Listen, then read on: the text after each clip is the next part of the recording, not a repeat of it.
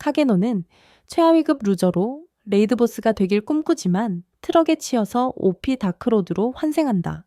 새로운 삶에서 그는 약하고 불쌍한 학생인 척하면서 비밀리에 세계를 위협하는 컬트를 무너뜨리는 데 도움을 주는 미녀 하렘을 만든다.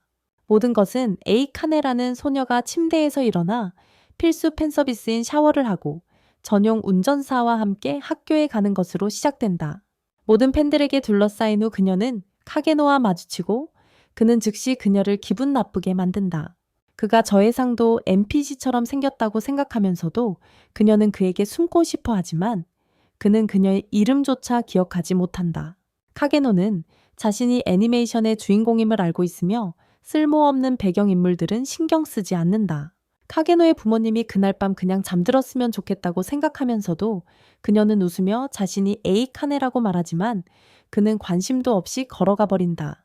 수업 중에 에이카네는 모두가 자신에게 빠져 있는데도 카게노는 전혀 관심을 보이지 않는 것에 화가 난다. 어릴 적 스캔들 때문에 연예계를 잠시 쉬어야 했던 에이카네는 그날 이후로 아무도 자신을 미워하지 않도록 비밀리에 인정받으려 애쓰고 있었다. 그날 하루 종일 선생님의 애완동물 노릇을 한 후 그녀는 운전색에 전화를 걸지만 그가 깡패들에게 몰려 전화를 받지 못한다. 결국 그녀는 그냥 걸어서 집에 가기로 결심하지만 카게노는 그녀가 떠나는 것을 눈치채고 뒤에 그녀를 지켜본다. 그녀가 어두운 골목으로 들어서자 몇 명의 남자들이 그녀를 납치하려 하고 질식당하는 와중에 그녀는 구석에서 지켜보는 카게노를 발견한다. 나중에 그녀는 깨어나 어두운 방에 2명의 납치범과 함께 묶여있는 자신을 발견한다. 금발의 남자가 그녀에게 혼자 집에 걸어가지 말았어야 한다고 말한다. 그녀는 니시노 제바츠 CEO의 딸이기 때문에 아버지가 많은 돈을 보내기 전까지는 풀어주지 않을 거라고 한다. 그들은 모르는 사이에 카게노가 창고 밖에 있고 영웅 역할을 하기 위해 준비를 한다. 한편 납치범 중 한 명이 지루해져서 에이카네에게 그의 소시지에 그 구역 걸롱턴을 작동시키라고 말한다. 대화 도중 카게노가 천장 유리를 깨고 저예산 대여대불 복장을 입은 채 뛰어내린다. 몇 초 만에 그는 첫 번째 납치범을 무력화시키고 그의 얼굴을 짓밟는다. 그의 기술에 감명받은 다른 남자는 완전한 영국식 모드로 그와 싸우기로 결심한다. 군 경력을 가진 그는 작은 남자에게 꽤나 도전적인 상대가 되어 카게노는 쇠지렛 대로 전력을 다해 맞선다. 카게노는 같은 쇠지렛 대로 물어뜯는 갱단을 때리곤 했다고 밝히며 그 덕분에 악명 높은 발라클라바 버서커라는 별명을 얻었다. 군인은 존 윅을 마주한 것처럼 바지를 적시고 총을 꺼낸다. 그리고 내가 그 문제에 대해 찾은 해결책은 그는 그 후 에이케인을 밧줄에서 풀어주고 그녀의 시야에서 사라진다. 하지만 카게노는 여전히 감명받지 못한다. 그는 전직 군인과 싸우는 그림자 속의 권위자가 결코 될 수 없기 때문이다. 나중에 AK는 경찰에 신고해 문제를 해결하려 한다. 그리고 그녀의 아버지는 이 사건이 대중에게 알려지지 않도록 확실히 숨긴다. 다음날 그녀는 평소와 같은 미소를 지으며 학교에 가고 처음으로 그녀의 이름을 제대로 부르는 카게노를 만난다. 그가 이전처럼 대충 쳐다보는 게 아니라 제대로 얼굴을 보는 걸 보고 그녀는 충격을 받는다. 그녀는 카게노도 자신처럼 가면 뒤에 숨겨진 사람이 아닐까 궁금해하지만 다음날 트럭에 치여 그가 일찍 세상을 떠나면서 결코 알 수 없게 된다. 죽기 전에 그는 자신의 실제 삶에서 아무도 아니었던 시절을 회상합니다. 여러분과 마찬가지로 말이죠.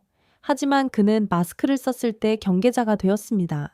평범한 사람치고는 매우 강하지만 카게노는 무장한 남자들에 둘러싸이면 총알을 피할 수 없는 더러운 아마추어라는 것을 깨닫습니다. 그 만남에서 살아남는다 하더라도 이 남자처럼 되지 않는 한 핵폭탄을 막을 방법은 없습니다. 다행히도 카게노는 마법의 힘과 그를 바라보면 촉촉해지는 강력한 악당들로 이루어진 하렘이 있는 새로운 세계에서 삶의 두 번째 기회를 얻었습니다. 그는 그들을 이용해 그림자 속의 권력자가 되기로 결심합니다. 어떻게 시작되었는지 기억이 나지 않습니다. 어린 시절 모두가 영웅이 되고 싶어 하는 것처럼요. 그게 제가 되고 싶었던 것입니다. 제 열정은 제 마음 깊은 곳에서 계속 타올랐습니다. 저는 더 강해지기 위해 필요한 모든 기술을 익히기 위해 할 수 있는 모든 것을 다 했습니다. 저는 훈련의 모든 것을 바쳤습니다. 나는 계속 이랬지만 현실을 직면해야 할 때가 왔다. 이 모든 것은 아무 의미가 없을 것이다. 하지만 내가 듣는 모든 이야기에서 나오는 압도적인 힘은 결코 얻지 못할 것이다. 예를 들어 내가 완전 무장한 군인들에게 둘러싼다면 그게 내 끝이다. 만약 핵미사일이 하늘에서 떨어진다면 그게 인간이라는 것이다.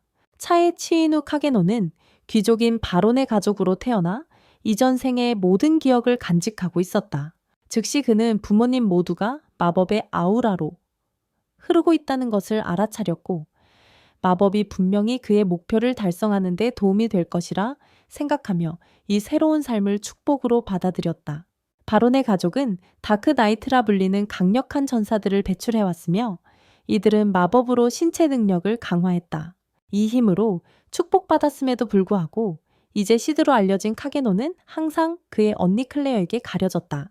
낮에는 목소리 없는 사이 캐릭터인 시드는 밤마다 범죄자들을 상대로 과일 닌자 놀이를 한다.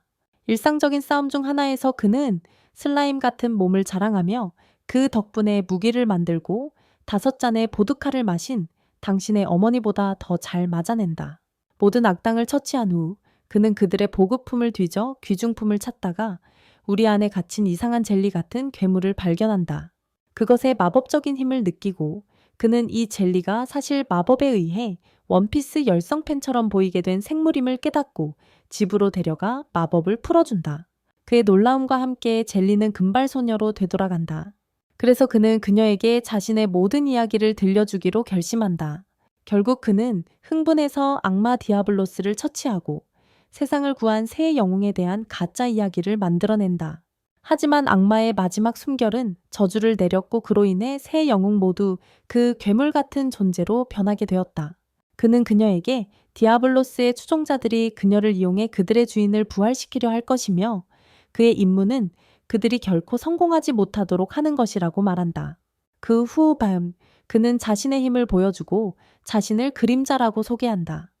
그는 이 세상에서 악에 맞서 어둠 속에서 활동하는 배트맨을 꿈꾸는 존재이다.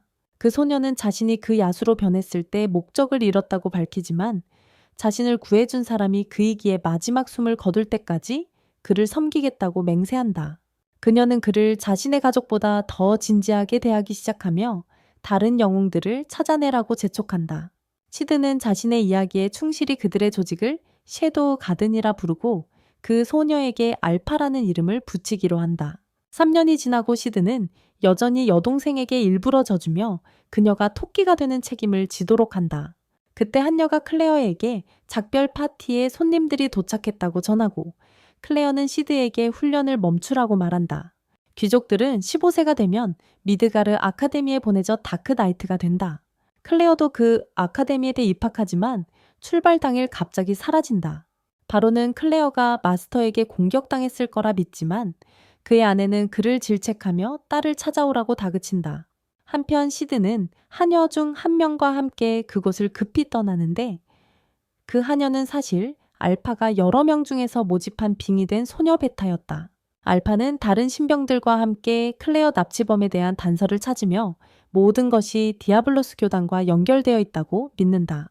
베타는 클레어가 잡혀 있을 수 있는 모든 가능한 위치가 표시된 지도를 보여주고 시드는 무작위로 한 곳을 가리키며 그곳에서 그녀를 찾기로 결정한다. 한편 클레어는 마법 천장 수갑에 갇혀 있고 그리스 백작은 필요하지 않으면 그런 수단을 쓰지 않을 거라고 말한다.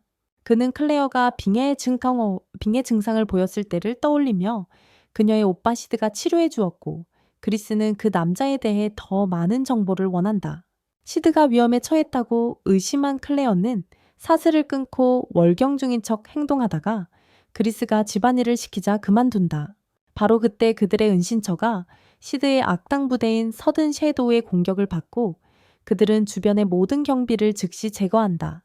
그리스가 그들에게 누구냐고 묻자 알파는 자신의 그룹을 그림자 정원이라 소개하며 그들의 유일한 목적은 디아블로스 교단을 파괴하는 것이라고 말한다. 교단 이야기를 듣고 그리스는 싸우러 달려들지만 금세 여자들에겐 상대가 안 된다는 걸 깨닫고 월마트에서 산 센자빈을 꺼낸다. 하지만 그 남자는 곧장 도망가고 여자들은 시드가 그를 제압할 거라 생각하며 그 자리에 남는다. 운 좋게도 그리스는 어느 순간 여자들과 떨어진 시드를 마주친다.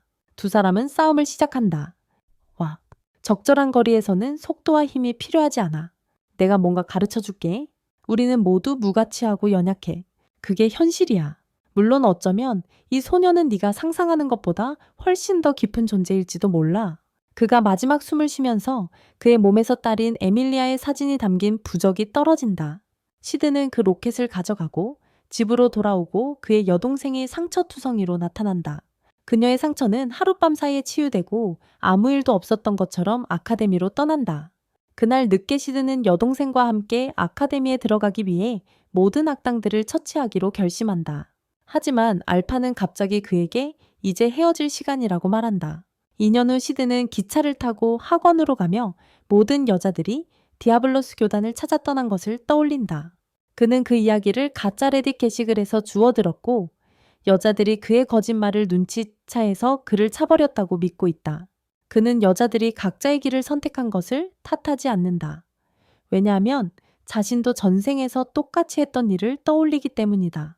시드는 수도에 도착해 여동생 클레어와 같은 학원에 입학한다. 하지만 세상 눈에는 배경인물일 뿐이라 캠퍼스 근처의 싼 호텔에서 살아야 한다. 몇 달 후 그는 금발의 스켈과 징역의 거인의 못 그린 코니, 같은 친구 포에 단 2명의 친구를 만난다. 3명은 매일 기차를 타고 수백 명의 찌질이들과 함께 본교로 통학한다. 시드는 우등생이 되면 기숙사를 받을 수 있다고 말하지만 친구들은 그도 자신들과 똑같이 약하다며 꿈깨라고 한다. 친구들은 그에게 지난 시험에서 자신들보다 점수가 낮았다며 벌로 학원에서 가장 차가운 여자에게 고백하라고 한다. 문제의 소녀는 알렉시아 공주로 정치적 배경 때문에 정략 결혼이 예정되어 있어 남자들을 줄줄이 차버린다. 방과 후 시드는 자신의 사이 캐릭터 얼굴을 하고 알렉시아에게 데이트 신청을 한다. 거절당해 지금보다 더 무관심해지길 바라는 마음에서다. 하지만 알렉시아는 실제로 그의 제안을 받아들여 시드를 로맨틱 코미디 주인공으로 승격시킨다. 점심시간에 그는 알렉시아의 트위치 구독자들로부터 원치 않는 관심을 많이 받고 친구들조차 왜 그녀가 시드에게 기회를 주는지 이해하지 못한다. 그때 알렉시아가 그들의 테이블에 합류해 고급 음식을 받는데 시드가 무심코 그녀의 음식을 먹기 시작하자 그녀는 전과는 다르게 행동하는 그에게 과장된 눈초리를 보낸다. 그가 너무 자신감 있게 행동해서 그녀가 바로 차버릴 수 있을 정도다. 하지만 그녀는 매 순간을 즐기는 듯 보이며 심지어 그를 PT 수업에 초대한다. 가기 싫어했지만 시드는 알렉시아의 인맥 덕분에 엘리트 구역으로 끌려가고 그곳에서 제논이라는 강사가 그를 반에 소개한다. 제논은 그에게 로열 부신 스타일 전투를 소개하고 알렉시아와 펜싱 파트너로 짝지어준다. 시드는 알렉시아가 마법을 아껴서 오로지 패리와 방역 기술에 집중하는 것을 보고 그녀가 자신의 몸을 얼마나 통제하는지 깨닫는다. 세상의 눈에 비친 알렉시아는 왕국에서 가장 강력한 다크 나이트로 여겨지는 그녀의 언니 아이리스에 비해 NPC에 불과하지만 시드는 그녀가 가진 잠재력을 볼 수 있다. 수업이 끝난 후 제논과 알렉시아는 이유도 없이 싸우기 시작하고 시드는 이 기회를 이용해 자리를 피한다. 나중에 그는 알렉시아가 제논과 약혼했으며 그와의 약혼에서 벗어나기 위해 그를 이용했다고 알게 된다. 하지만 그녀는 그가 친구들과 내기에서 진 대가로 자신에게 청혼했다는 것을 알고 있기 때문에 그와 헤어질 수 없다. 그녀가 필요한 것은 시드와의 충분한 시간뿐이므로 제노는 흥미를 잃고 약혼을 깨게 된다. 시드가 협조하지 않자 그녀는 현금 뇌물을 제안해 금세 그를 굴복시킨다. 다음 며칠 동안 시드는 알렉시아의 임대 남자친구로 계속 지내고 제노는 상황을 지켜보기로 결정해 알렉시아를 답답하게 만든다. 어느 날 두 사람은 아이스크림을 먹으러 나가고 시드는 왜 그녀가 제논과 결혼하고 싶지 않은지 묻는다. 그녀는 제논이 표면적으로는 결점이 없는 완벽한 남자라고 말하지만 누구도 이렇게 깨끗할 수 없으므로 그는 자신의 진짜 모습을 숨기고 있다고 생각한다. 2주 후 시드는 알렉시아가 기분이 좋지 않은 것을 발견하고 그녀는 언니만큼 잘하고 싶었지만 그럴 능력이 없었다고 설명한다. 이로 인해 그녀는 평범한 펜싱 선수라는 칭호를 얻었지만 그녀는 시드의 펜싱도 자신만큼 평범하다고 믿는다. 시드는 그녀의 펜싱 스타일을 좋아해서 이를 칭찬으로 받아들이고 알렉시아는 번첸 축제에서 패배한 후 언니가 자신에게 같은 말을 했던 것을 떠올린다. 그 말을 다시 들으니 그날 겪었던 굴욕이 떠올라 기분이 상한 채로 기체에서 내린다.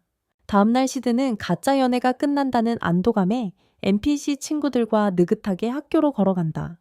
하지만 알렉시아가 어젯밤 기숙사에 돌아가지 않았다는 사실을 알게 되고 그녀의 납치 가능성에 대한 주요 용의자가 자신임을 알게 된다.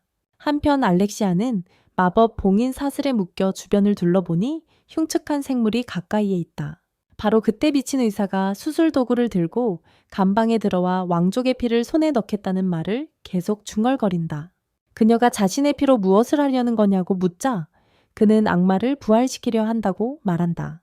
동시에 시드는 그녀를 차버린 사람으로 오해받아 경비들에게 심하게 받고 있다. 전혀 아프지 않지만 시드는 일화에서 죽는 조연들이 그러는 것처럼 겁먹고 다친 척한다.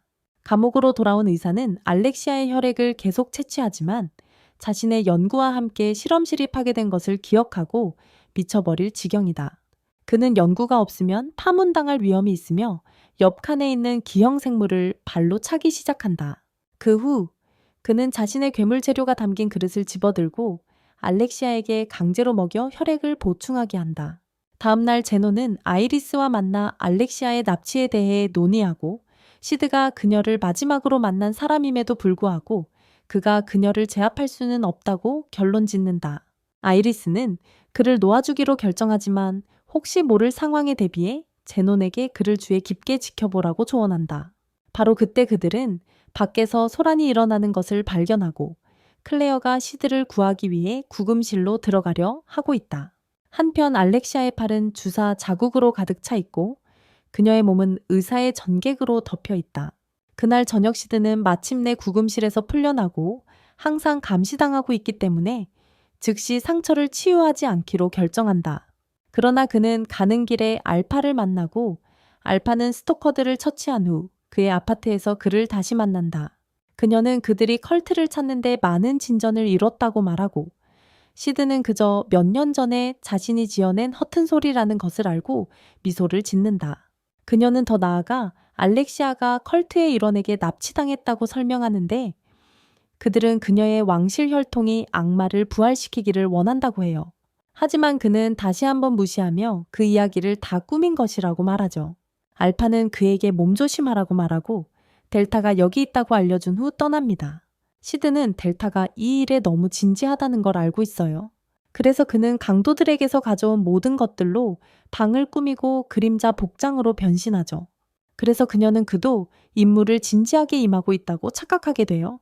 나중에 델타가 도착해서 도시 곳곳에 흩어져 있는 컬트, 은신처를 동시에 공격해 알렉시아를 구출할 125명을 모았다고 말합니다. 이후 시드가 아파트를 나서자 2명의 경비원이 다시 그를 납치범으로 몰려고 시도하지만 그는 그들을 내 세계로 보내버리고 델타는 그의 영웅담을 일기장에 적고 있어요. 한편 그림자 정원이 도시를 공격하고 에리스는 질서를 회복하는 임무를 맡습니다. 감옥 안에서 의사는 들킬까봐 짐을 싸기 시작하지만 자신의 창조물에게 혈청을 주사하며 그녀를 구할 수 있길 바란다. 그리고 알렉시아의 사슬을 풀기 전에 먼저 의사를 끝장낸다. 그 후 천장을 뚫고 탈출. 도시에서 미쳐 날뛰며 알렉시아가 감옥에서 도망칠 수 있게 한다. 하지만 그녀는 가는 길에 제논을 만나고 그가 이 시설 전체를 책임지고 있다고 설명한다. 알렉시아는 제논이 가면 뒤에 숨어 있을 거라고 이미 예상했기에 안도하지만 그는 이미 그녀의 피를 가지고 있으니 상관없다고 말한다. 알렉시아는 그의 악의적인 의도를 깨닫고 싸우려 한다. 하지만 그는 쉽게 그녀를 제압하며 그녀가 결코 언니만큼 뛰어나지 못할 거라고 말한다. 패배에 누워있을 때 누군가 다가오는 소리를 듣고 고개를 들어보니 주인공 포스가 느껴진다. 그 남자는 다름 아닌 변장한 그림자 시드였다. 제노는 배경에서 보스 음악이 들리지 않아 자신이 고드릭의 병사와 맞서고 있다고 생각하며 자신이 컬트에 손댈 수 없는 핵심 멤버라고 떠든다. 하지만 쉐이도우가 그의 뒤로 순간이동하고 플렉스의 너무 힘든 친구는 자신의 존재에 대해 의문을 갖기 시작한다. 한편 도시는 거대한 괴물이 배배하는 공격의 타이탄 에피소드로 변하고 있다. 결국 아이리스는 자신이 미카사 아커만이라고 생각하며 등장하지만 괴물은 그녀의 공격에서 재생된다.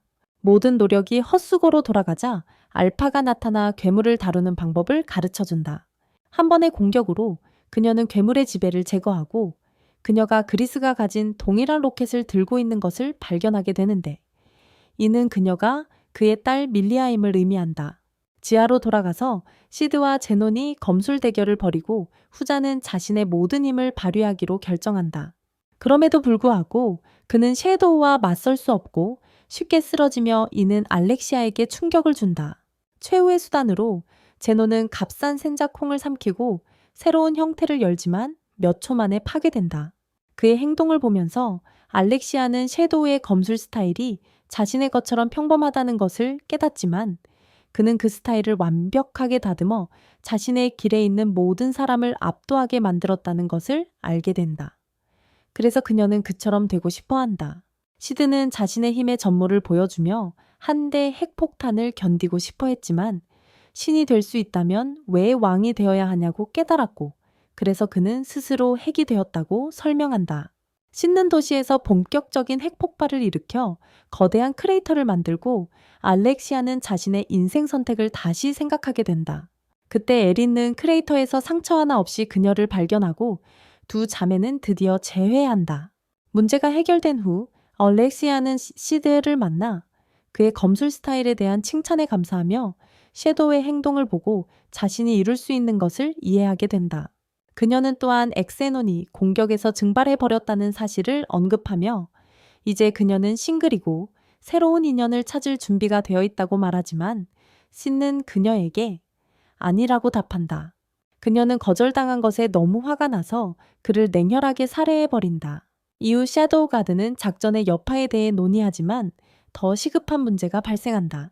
어떤 하층민 클럽이 섀도우 가드는 척하고 있다는 사실이 밝혀져 여성들은 그들이 이름을 걸고 어리석은 짓을 하기 전에 그들을 잡아야 한다. 한편 에린은 마르초와 글렌에게 디아블로스의 컬트와 섀도우 가든에 대한 소동을 브리핑한다.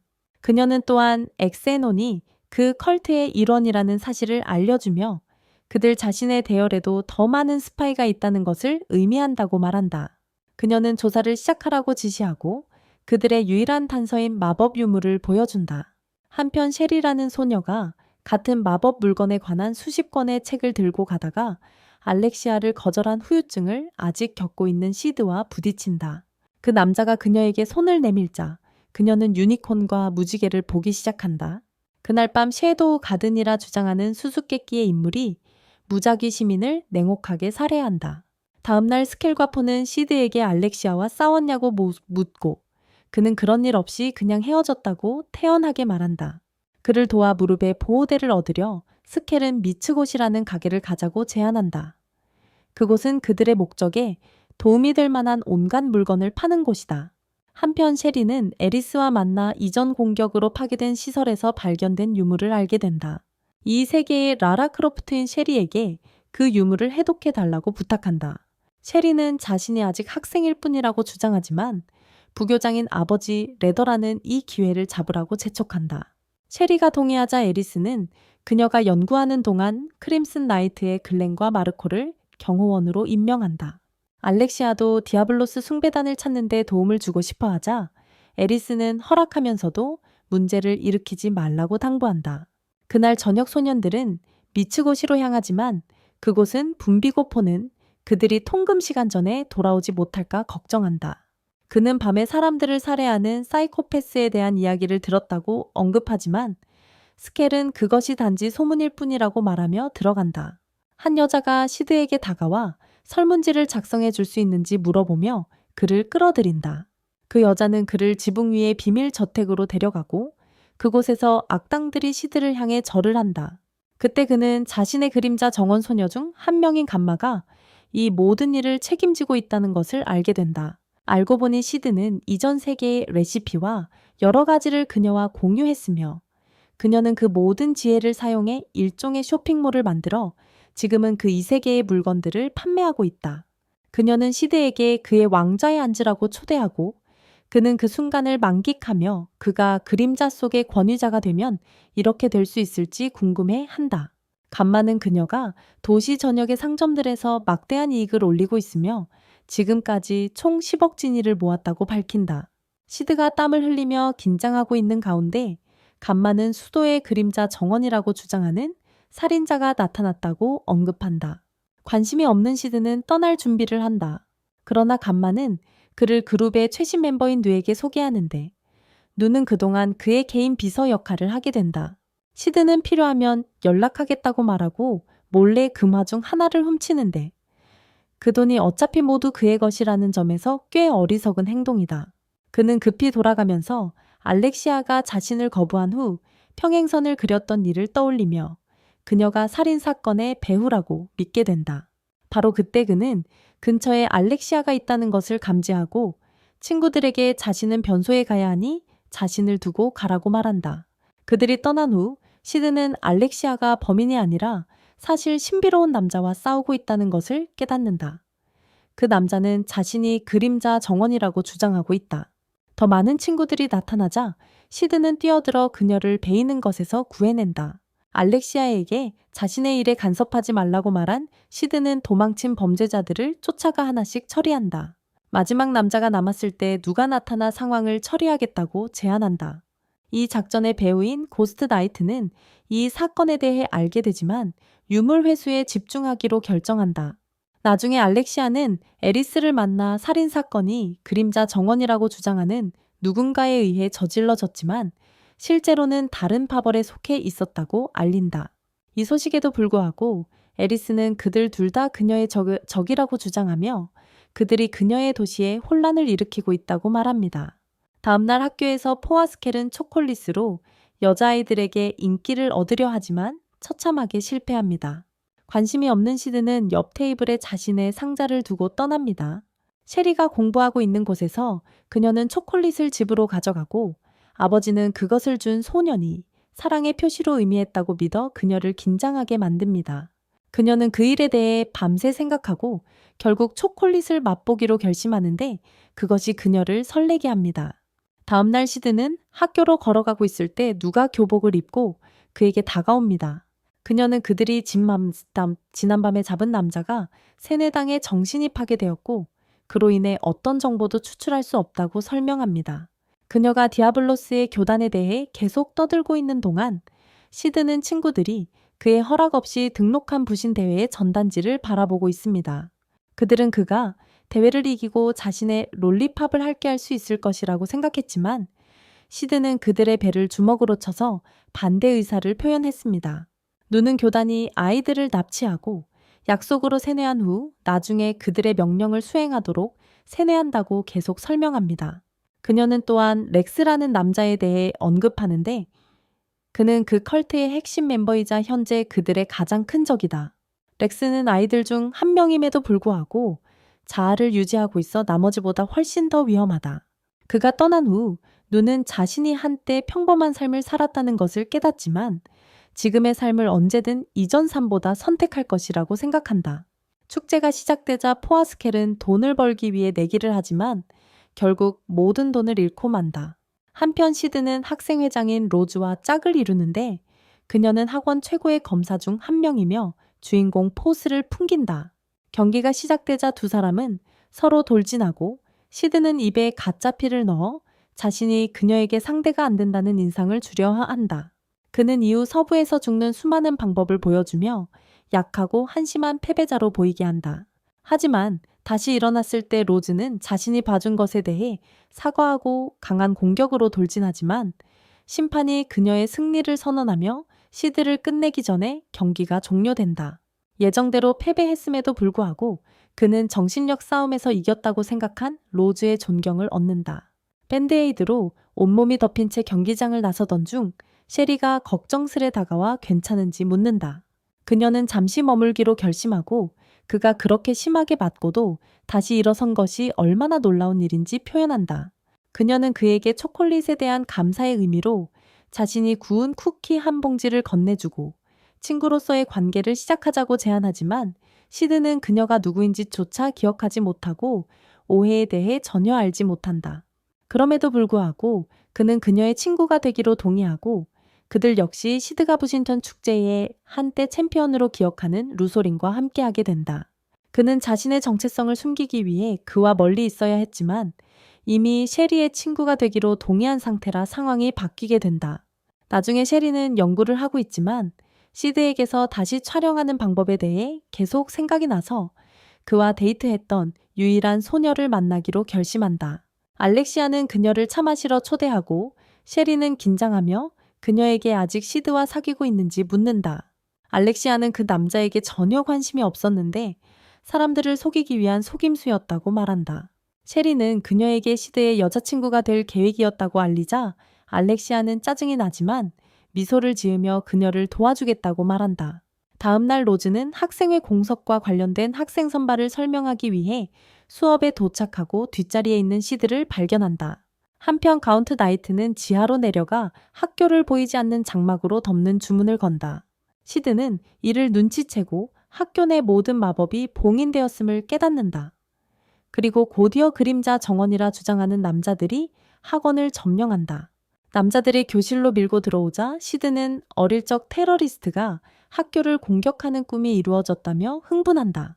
검은 옷을 입은 남자들에게 로즈가 공격당하는 것을 보고 그는 공포 영화에서 가장 먼저 죽는 캐릭터가 되고 싶어 그녀 앞에 뛰어들어 공격을 대신 맞는다. 죽는 연기를 최선을 다해 하자 로즈는 진심으로 자신을 사랑했던 누군가를 잃었다고 생각하며 울기 시작한다. 그녀가 강제로 학생들과 함께 강당으로 끌려간 뒤 시드는 다시 깨어나 10분간 죽은 척할 수 있는 비밀 기술을 썼다고 설명한다. 그는 장벽 안에서도 여전히 마법을 쓸 수 있다는 것을 깨닫지만 그건 주인공만 하는 일이기에 사용하지 않기로 한다. 한편 셰리는 연구에 몰두하고 있을 때 유물을 회수하러 온 렉스의 공격을 받는다. 바로 그때 글렌이 방에 들어와 렉스의 공격을 막아낸다. 렉스는 마법 없이도 강한 글렌에 감탄하며 정정당당하게 싸우기로 결심한다. 마르코가 또 다른 침입자를 상대하는 사이 셰리는 이 틈을 타 재빨리 도망친다.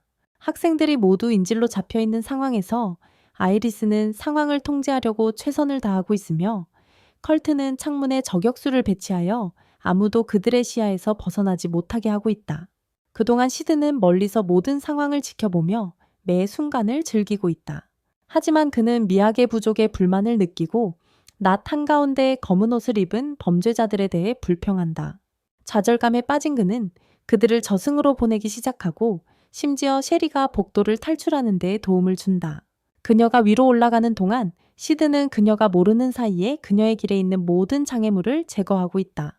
그러나 그녀가 계단에서 넘어질 때 시드가 나타나 그녀를 구해준다. 그 남자는 그녀에게 움직이기 전에 주변을 살펴보고 시끄러운 슬리퍼를 버스라고 조언한다. 아버지의 서재에서 그녀는 마법을 차단하는 데 사용되는 유물인 아바리스의 눈에 대한 언급이 있는 책을 발견한다. 검은 옷을 입은 남자들이 마법을 잘 사용할 수 있으므로 그녀는 이 유물이 그들이 특정 주파수에서만 마법을 사용할 수 있게 해준다고 믿는다.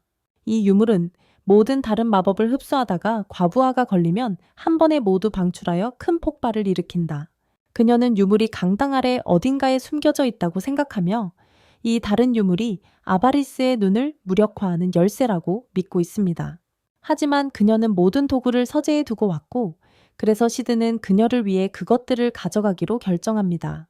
그동안 곤트 기사님은 렉스에게 왜 유물을 가져오지 않았냐고 묻고 렉스는 무심코 분홍머리의 소녀가 그것을 가지고 도망쳤다고 말합니다. 기사님은 그에게 그 소녀를 찾으라고 엄하게 말하고 렉스는 학교 어딘가에 마스터 전사가 있다고 말한 후 떠납니다. 나중에 렉스는 갑자기 그의 눈앞에서 사라지는 몇 명의 남자들과 함께하게 되어 충격을 받습니다. 그가 돌아서자 시드가 그의 얼굴을 때리고 다시 사라지며 렉스는 그를 잡기 위해 자신의 몸 주위에 마법의 그물을 형성합니다. 하지만 시드는 그의 기술을 쉽게 방역하고 그를 자신이 처형한 범죄자들로 가득 찬 교실로 던져버립니다. 한편 유는 셰리의 방에 있으며 렉스와 싸우다 목숨을 잃은 글렌에게 경의를 표합니다. 그녀는 마르코에게 시선을 돌리고 수리검을 꺼내지만 시드의 갑작스러운 등장에 놀랍니다. 그는 그녀가 무엇을 계획하고 있는지 묻고 유는 자신이 글렌과 약혼했었다고 밝힙니다. 그녀는 또한 그림자 정원이 학교 주변에 흩어져 있으며 명령을 기다리고 있지만 마법 봉인 유물 때문에 오직 7 그림자만이 표준 수준으로 싸울 수 있다고 밝힌다. 그 7 중에서 감마만이 도시에서 현재 존재하며 이런 종류의 임무는 그녀의 분야의 전문 분야에 맞지 않는다. 그녀는 시드에게 명령을 내리라고 요청하지만 그는 그녀의 잔소리에 관심이 없고 셰리의 장비를 찾는 데 도움을 요청한다. 모든 것이 발견된 후 그는 이것을 사용하여 유물을 비활성화할 것이라고 설명하자 뉴는 작업이 완료될 때까지 그림자 정원을 보류하기로 한다. 한편 경비원들은 에리스를 향해 상황이 매우 나빠 보인다고 전하며 마법이 없이는 선택지가 많지 않아서 사실상 교착 상태에 빠졌다고 말한다. 반면 셰리는 유물을 해독하는 데 성공하고 아바리스의 눈을 비활성화하기 위해 지하 터널로 이어지는 비밀의 문을 연다. 그녀가 들어서자 어릴 적 어머니가 살해당한 기억이 떠오르고 루터라는 그녀의 어머니와 가까운 친구였기 때문에 유일하게 그녀에게 집을 제공한 사람이다. 그의 친절 덕분에 셰리는 그 남자에게 정말 애착을 느끼고 있으며 그의 유산을 계속 이어가며 보답하고 싶어 한다. 한편 로즈는 주변 남자아이들에 의해 제 상황을 해결하라는 압박을 받고 있으며 납치범들이 학생들을 표정 연습에 사용하기 시작하자 상황은 더욱 불안해진다. 그 사이에 셰리는 터널을 지나 강당에 도달하는 데 성공한다. 가운트 나이트의 손에 있는 아바리스의 눈을 발견한 후 그녀는 다른 유물을 활성화하고 중앙으로 던져 마법 천장 장벽을 무너뜨린다. 로즈는 이를 빠르게 알아차리고 학교 내부에서 반란을 이끈다. 로즈는 여전히 시드가 자신을 보호하기 위해 자신의 목숨을 바친 것을 잊지 못하고 이 신사들에게 난폭하게 행동할 준비를 한다. 그러나 시드는 그림자처럼 화려하게 등장하여 모든 시선을 사로잡는다. 그 후 그는 학생들에게 진짜 그림자 정원을 소개하고 이단의 남자들은 하나씩 쓰러진다. 혼란 속에서 건물 전체가 신비롭게 불타오르고 가운트 나이트는 눈치채지 못하게 빠져나간다. 건물에서 탈출한 로즈는 아바리스를 만나 그림자 정원이 그들을 구했다고 말하지만 테러리스트들이 같은 이름을 사용하고 있다고 전한다. 한편 셰리는 아버지를 찾기 위해 여기저기를 돌아다니지만 어디에서도 그를 찾을 수 없다. 안에서는 가운트 나이트가 루스란의 사무실에 들어가 그의 연구 서적 몇 권을 태운다. 그때 그는 창가에 앉아 있는 시드를 발견하고 그가 이미 자신의 진짜 정체를 알고 있다는 것을 알게 된다. 그 남자는 결국 마스크를 벗고 자신이 루스라님을 드러냅니다. 시드는 그가 좋은 평판에도 불구하고 어둠의 편에 합류한 이유를 묻고 그 남자는 자신의 모든 이야기를 털어놓습니다. 그는 자신이 전국에서 최고의 검객 중 한 명이었지만 병에 걸려 모든 영광을 잃었다고 설명했습니다. 치료법을 찾기 위해 그는 셰리의 어머니의 도움을 받았고 그녀는 그를 따뜻하게 맞아주었습니다. 결국 그들은 치료법이 아바리스의 눈에 있다는 것을 깨달았지만 그 여자는 그것이 위험하다고 판단하여 정부에 넘기고 싶어 했습니다. 루스라는 자신의 삶을 낭비할 위험을 감수할 수 없었기에 그녀를 냉혈하게 살해하고 유물을 가져갔습니다. 셰리는 그가 자신의 어머니를 죽이고 어머니의 연구를 아무런 의심 없이 이어갔다는 사실을 전혀 깨닫지 못했습니다. 영웅적인 독백을 한 후 시드는 그와 싸우자고 도전하지만 단 한 번의 공격으로 쓰러집니다. 하지만 그는 그림자로 돌아오고 루스라는 현재 자신이 불리한 상황에 처해 있다고 인정하며 아바리스의 눈을 사용해 힘을 강화하기로 합니다. 전력을 다해도 그는 그림자와 맞설 수 없지만 패배를 인정하려 하지 않습니다. 전투를 계속하면서 셰도우는 전투를 완전히 장악하고 그 남자의 심장을 찔러 죽음에 이르게 하며 유물도 파괴한다. 셰도우가 차가운 표정으로 걸어나가자 셰리는 방에 들어와 그들의 전투의 여파만을 본다. 셰도우는 루스란이 저지른 모든 악행에 대해 그녀에게 말할까 생각하지만 그녀가 알지 않는 것이 최선이라고 결정한다. 먼지가 가라앉은 후 알파는 셰도가 혼란의 주범으로 비난받고 범죄자로 묘사된 신문을 읽는다. 한편 시드는 다시 셰리를 만나지만 그녀는 그를 셰도우로 인식하지 못한다. 그녀는 도움에 감사하며 라고스에서 유학할 것이라고 밝힌다. 그녀는 중요한 일을 해야 한다고 말하지만 시드가 무엇인지 묻자 비밀이라고 하고 아카데미를 떠난다. 캠퍼스가 심하게 파손되었기 때문에 학생들은 일찍 여름 방학을 맞이하고 대부분 집으로 향한다. 반면 시드는 기숙사에 남아 알파로부터 린드웜에 오라는 편지를 받는다. 한편 7 그림자 중 하나인 엡실론은 거울 앞에서 자신의 몸매를 감상하며 시드에게 구출당했던 때를 회상한다. 그 남자는 그녀에게 그의 미끈한 몸의 힘을 사용하여 운명을 바꿀 수 있다고 말했지만 그녀는 그것을 사용해 더 큰 멜론을 만들었다. 한편 베타는 그녀의 서재에서 로맨틱 코미디 이야기를 쓰고 있지만 맛있는 음식을 만들지 못하고 있다. 결국 그녀는 밖에 나가기로 결심하지만 에프실론과 마주치게 되고 에프실론은 자신의 우유팩을 자랑하며 시드가 최근에 그것을 눈여겨보고 있다고 주장한다. 두 사람은 시드가 누구에게 가장 열렬히 박수를 치고 싶어 하는지에 대해 논쟁을 시작하다가 누가 나타나 알페에게 소환되었다고 말한다. 한편 아이리스는 알렉시아를 도와 미츠고시에서 쇼핑을 하러 가고 그곳의 전체적인 미학에 매료된다. 알렉시아는 여신의 시험을 위해 특별 게스트로 린드웜에 가는 중이지만 이 기회를 이용해 범죄자들을 잡고 싶어 한다. 그때 감마가 직접 그들을 환영하며 이 세계에 간식을 제공한다. 알렉시아는 그녀에게 옷을 보여달라고 요청하고 감마는 팬티를 한 세트 꺼내온다. 알렉시아는 관심을 가지지만 아이리스는 그것이 그녀에게는 너무 자극적이라며 완전히 거부한다. 결국 아이리스는 알렉시아에게 조종당해 새로운 패션을 받아들이고 자신을 위해 팬티를 한가득 구매하게 된다. 그동안 로즈는 학교가 불타던 때를 회상하며 거의 죽어가는 듯한 시드를 만났습니다. 그녀는 그가 자신을 위해 목숨을 바쳤다고 생각하며 그의 사랑을 진심으로 받아들이고 남은 인생 동안 그에게 헌신하기로 결심합니다. 현재 시드는 로즈와 함께 린드웜으로 가는 기차에 탑승해 있으며 로즈는 그에게 완전히 반해 있습니다. 시드는 배경 캐릭터처럼 기차를 타고 싶었지만 역에서 로즈를 만나 그녀가 따라오겠다고 고집해 결국 함께하게 되었습니다. 시드는 여신의 시험을 위해 땅으로 향하고 있으며 로즈는 그가 이 시험의 영감인 여신 비아트리체의 신자라고 믿고 있습니다. 로즈는 시드의 아이를 갖고 싶어 하지만 시드는 그녀가 자신의 종교로 개종시키려 한다고 생각하며 그녀를 피할 기회를 노리고 있습니다. 결국 그는 린드웜에 도착하고 로즈는 그에게 영웅 올리비에에 대한 지역 전설을 이야기합니다.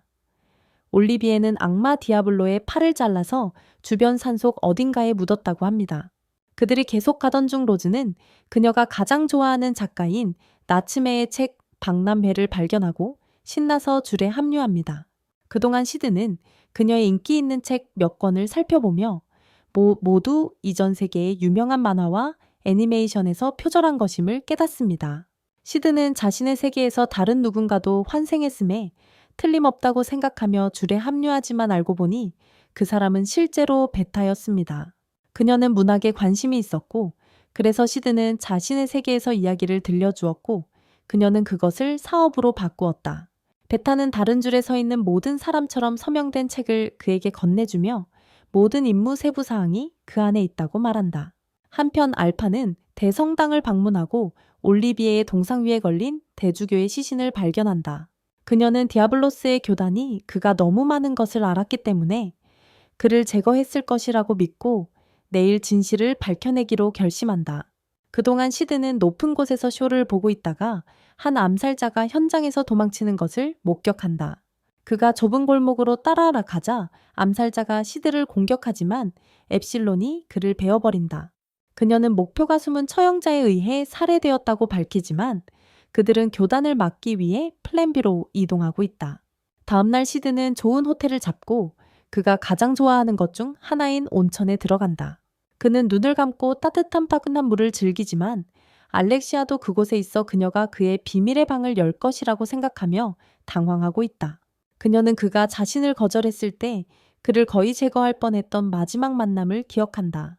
하지만 괜찮아 그녀는 그냥 여자애일 뿐이니까. 시드는 시련이 어떻게 진행되는지 묻고 그녀는 성소문이 열리면 치러지는 싸움 의식이라고 설명한다. 수백 명의 전사들이 성소에 깃든 영웅의 영혼과 싸우길 원하지만 그 영광을 얻는 사람은 극소수뿐이다. 그녀는 또한 여기 온 목적이 감사 조사를 하고 대주교를 신문하기 위해서였지만 그가 이미 자리를 비웠다고 밝힌다.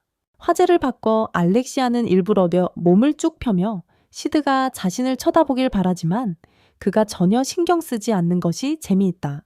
그를 자극하려고 소시지를 닌이라고 놀리지만 시드는 온천에서 나와 자신이 사실 디디언 드레이크를 가지고 있다고 보여준다. 그 남자는 극적인 연출로 온천을 떠나고 알렉시아는 여러 면에서 젖은 채로 남겨진다. 실현 전의 새 대주교는 여신 베아트릭스가 영웅 올리비아에게 힘을 주어 악마 디아블로스를 물리치게 했고 그가 악마의 왼팔을 잘라 성소에 봉인했다고 설명한다. 여기에 오기 전 그는 알렉시아에게 이전 대주교를 살해한 자를 찾느라 교회가 감사조사를 할 수 없다고 말했다. 알렉시아는 뭔가 수상하다고 생각하며 아버지의 정식 허가를 받아 돌아올 수 있도록 돌아가고 싶어 한다. 하지만 그렇게 하면 며칠이 걸리고 그동안 부패의 증거는 모두 사라질 테니 그녀는 점점 선택지가 없어지고 있다. 재판이 시작되자 일부 NPC들은 승리한 영웅에게는 메달이 주어지고 이를 이용해 원하는 기사단에 입단할 수 있다고 이야기한다. 전 세계에서 온 전사들이 하나씩 영혼을 불러내 결투를 신청하지만 아무런 응답도 받지 못한다. 몇 시간이고 기다리던 시드는 지루해져서 자신도 실현에 참가해 그림자로서의 실력을 세상에 보여주고 싶다고 생각한다. 그리고 여기 온 이후로 알파를 한 번도 만나지 못했다는 사실도 깨닫는다. 바로 그때 아나운서가 자신의 이름을 부르는 소리를 듣고 출석하지 않으면 학원에서 퇴학당할 거라는 걸 깨닫는다. 다른 선택지가 없어진 시드는 그림자 형태로 변신해 경기장에 들어서고 관중석을 충격에 빠뜨린다. 바로 그때 성격에서 한 영혼이 그의 부름에 응답하고 재앙의 마녀 아우로라가 그의 앞에 나타난다.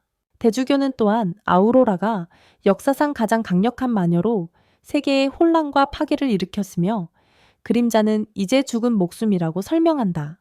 하지만 알렉시아는 아우로라가 그를 가치 있는 상대라고 여겼기 때문에 나타난 것이라 믿으며 두 사람의 싸움이 전설이 될 것이라고 생각한다.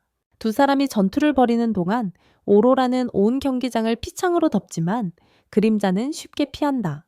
그는 오랜만에 강력한 상대를 만났다는 사실에 마녀를 감탄하며 바라본다. 하지만 이 오로라는 진짜 마녀의 모습과는 그저 일부분에 불과함으로 시드는 그녀를 재빨리 처치하고 사라지며 그녀와 전력을 다해 싸우고 싶다는 바람을 품는다. 그림자는 경기장에서 사라지지만 장벽이 깨지고 가운데에 거대한 마법의 문이 나타난다. 알파는 멀리서 이를 지켜보며 성격이 그림자의 부름에 응답했다고 언급한다. 한편 시드는 멀리서 지켜보며 모두가 자신이 아닌 그림자에 대해서만 이야기할 것이라는 사실에 만족한다. 문의 흥미를 느끼면서도 그는 자신이 너무 멋져서 그 문과는 상관없다고 생각하고 떠나지만 문은 그가 가는 곳마다 따라온다. 결국 그는 포기하고 문으로 들어간다. 경기장으로 돌아온 대주교는 성당이 그림자에게 반응한 것을 보고 충격을 받으며 금지의 문 유혹에 문 환영의 문 등 다양한 종류의 문에 대해 설명한다. 이런 일은 이전에 한 번도 일어난 적이 없기 때문에 그는 경비원들에게 경기장을 비우고 행사를 취소하라고 지시한다. 로즈와 알렉시안만 남자 섀도우 가든이 화려하게 등장하고 알파는 문이 닫힐 때까지 얌전히 있으라고 말한다. 알렉시아는 경계하지만 알파가 에리스보다 강하다는 걸 알고 있어 감히 검을 뽑지 못한다. 애플신혼에게 일을 맡기고 섀도우 가든은 문 쪽으로 다가가 안으로 들어간다. 애플신혼은 감마와 대주교를 체포하는 척하지만 발디는 암살자 베놈을 불러 그녀를 기습한다. 베놈은 목을 베지 않고 그녀가 슬라임의 힘으로 모은 카다시안들을 끊어버린다. 하지만 그녀는 재빨리 다시 붙이고 단 한 번의 공격으로 베놈을 베어버린다. 그 후 감마와 대주교를 데리고 문으로 가지만 문이 닫히려 할 때 알렉시아와 로즈도 들어온다. 반대편에 나타난 그들은 섀도우 가든과 마주하고 알파는 직접 눈으로 보는 게 좋을 거라고 말한다. 안에는 한 여성의 동상이 있는데 알파는 그것을 영웅 올리비아라고 부르며 로즈를 혼란스럽게 한다. 그녀는 디아블로, 교단이 역사를 왜곡해 영웅을 남자로 바꿨다고 암시하지만 사실 올리비아는 자신과 같은 엘프 여성이다. 대주교는 패닉에 빠져 알파가 존재해서는 안 되는 악령의 씨인 엘프라고 말합니다. 그의 외침을 무시하고 알파는 그녀의 엘프 마법을 사용해 그들 앞에 금고를 활성화시키고 방이 빛나고 밝은 빛이 퍼집니다. 알파는 이제 영웅 올리비아의 영혼과 함께하며 모두에게 들어와서 이 교단의 비밀을 배우라고 초대합니다. 한편 시드는 하얀 공허에 들어가 진짜 오로라를 만나고 그녀는 그의 힘을 칭찬하며 어떻게 여기 왔는지 묻습니다. 시드는 문을 따라갔다고 설명하지만 사실 그 문이 그를 따라와서 여기로 이끌었다고 말합니다. 시드는 온 길을 되돌아가기로 결심하지만 오로라는 그가 상황을 파악하고 자신이 억제되고 있음을 보라고 말합니다. 시드는 그의 검으로 여성을 풀어주고 그녀는 마법으로 새로운 드레스를 만들어내며 그들 둘이 같은 목표, 즉 이곳에서 나가는 것이라고 말합니다. 시드가 팀을 이루기로 동의하자 그녀는 이곳이 고대 전투로 형성된 기억의 감옥이며 중앙 코어를 파괴하면 감옥도 파괴된다고 말합니다. 그녀는 또한 그들이 여기서 힘을 사용할 수 없음을 보여주며 그들이 이곳에서 나가기 위해서는 신체 능력에 의존해야 한다고 말합니다. 그들은 영웅의 기억을 통해 젊은 오로라가 혼자 앉아있는 모습을 발견합니다. 그녀에게 다가가자 그들은 그녀가 울고 있는 모습을 보고 오로라는 그녀에게서 슬픔을 쳐내며 기억이 끝난다. 한편 알파는 모두를 올리비에의 기억 속으로 안내하며 이 단체가 이곳을 고아 아이들에 대한 실험실로 사용했음을 보여준다. 대부분의 소녀들은 실험을 견디지 못하고 살던 거리로 변해버렸으며 시드가 수년 전 발견한 것들이다. 올리비에는 그녀가 디아블로 세포라고 부르는 것과 호환되는 유일한 존재로 그 덕분에 엄청난 힘을 얻었다. 그녀는 교회가 아이들에게 악마 세포를 심고 있었고 대주교는 그 사실을 인정하며 악마와 싸우기 위해 힘이 필요했다고 말한다. 알파는 또한 올리비에가 악마의 팔을 잘랐다는 이야기가 허구라고 밝히며 실제로 그녀는 악마에게서 새로운 세포를 추출하라는 지시를 받았다고 전한다. 그녀의 힘에도 불구하고 올리비에는 자신의 행동이 세상을 구할 것이라고 생각했기 때문에 충성을 유지했다. 기억은 전쟁터로 전환되고 알파는 올리비에가 악마를 제압하려는 시도가 무의미했음을 설명한다. 왜냐하면 그녀가 아무리 악마를 쓰러뜨려도 그것은 재생되었기 때문이다. 결국 단체의 구성원들은 마법의 봉인 체인을 사용하여 악마를 한 곳에 고정시키고 그 몸에서 악마 세포를 추출했다. 결국 그 단체는 인간에게 원초적인 힘을 주는 월마트 센자빈을 만들었지만 부작용이 너무 심각했다. 기억은 디아블로스의 팔이 보관된 연구소로 전환되고 알파는 이 교단이 악마의 피를 사용하여 불사의 존재가 되었다고 설명한다. 모두의 놀라움 속에 대주교가 주요 연구자였으며 실험 당시 그 자리에 있었다고 인정한다. 약속한 것을 제공했음에도 불구하고 이 구슬에는 두 가지 큰 결함이 있었다. 첫 번째는 효과가 지속되려면 정기적으로 복용해야 한다는 것이고 두 번째는 공급이 매우 제한적이라는 것이다. 그들은 1년에 단 12개의 구슬만 만들 수 있었고 알파는 아이러니하게도 라운드 기사단이 정확히 12명의 구성원으로 이루어져 있다고 언급한다. 대주교는 마침내 자신이 사실 이 교단의 11번째 구성원임을 인정한다. 그가 마법을 발산하자 델타는 재빠르게 그의 등을 찌르고 그의 생명이 없는 몸을 옆으로 던진다. 하지만 대주교는 그의 불사의 힘을 사용하여 그룹을 2개의 서로 다른 기억으로 나눈다. 알파의 그룹과 대면하며 그는 그림자 분신술을 사용하여 자신을 곱하고 침입자들을 처벌한다. 델타는 자신의 모든 분신을 빠르게 처치하지만 자신의 힘이 줄어들고 있음을 감지한다. 발디는 그들이 성소에 가까워지면 마법이 작동하지 않게 된다고 설명합니다. 반면에 그의 마법은 그 장소에 가까워질수록 더 강해집니다. 한편 오로라와 시드는 어두운 평원을 걸어가다가 전투의 기억 속으로 던져집니다. 그들은 다시 어린 오로라를 발견하고 그녀는 환상을 깨기 위해 그녀를 평평하게 하려고 합니다.